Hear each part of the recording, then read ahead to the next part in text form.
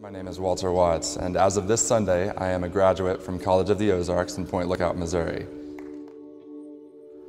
However, February 7th, 2012 was not my typical Tuesday at College of the Ozarks.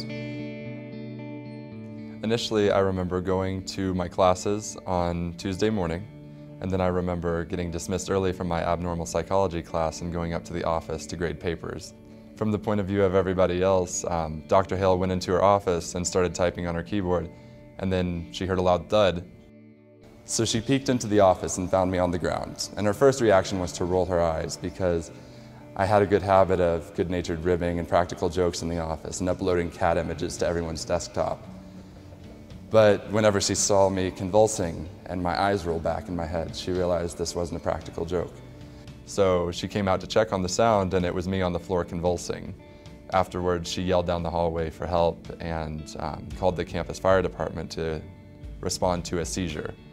Whenever the campus fire department got there, I was turning blue, my eyes rolled back in my head, and I was unresponsive. So they sprinted down to the vehicle to grab the Zoll AED Plus, and by the time they arrived, Dr. Hale's husband, Dr. Craig Hale, he came down from the 3rd floor of the science building, and he had another Zoll AED Plus. They both responded at about the same time, and after one of the world's quickest game of rock, paper, scissors, they decided which one to use.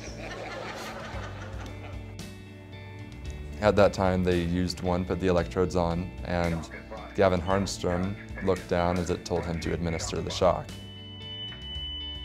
And that day, within moments of falling down, I was brought back. It was surreal waking up in the hospital because I didn't have my full memory. I didn't have my full cognitive function. I was on this little 3-minute loop where I would literally, for 3 minutes, I would talk to you and I would converse to you and I would be there and be very present. And then at 3 minutes, I would be right back to the beginning asking what the heck happened to me. And after I found out that it was a sudden cardiac arrest, did they use the pads on me? And then they'd tell me, yeah, and then every now and then I'd be like, yeah, I can feel it, my chest kind of hurts. Did they use CPR? Yeah. It's like, I hope they didn't break a rib. Everything that we designed and set up worked in Walter's favor. Hey, this isn't a seizure call, this is cardiac arrest. He's not breathing, he's pulseless. They started chest compressions, they got an AED, they used the AED without fear, and that's a big deal in itself. And I was released from the hospital on March 10th, 2012, which just so happens to be my 22nd birthday. So that day, 22 years later, my mom was able to take me out the very same hospital doors she met me in 22 years prior.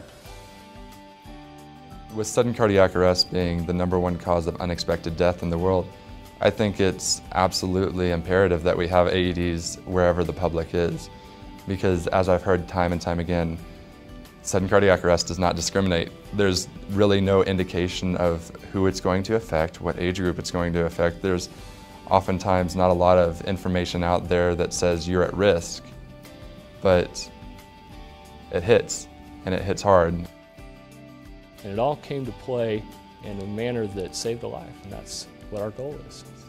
Beforehand, I was your typical college student. I got my degree and I had no idea what I was going to do afterwards. But ever since the cardiac arrest, I've been afforded this perspective of I want to help people and I want to do for others what has been done for me.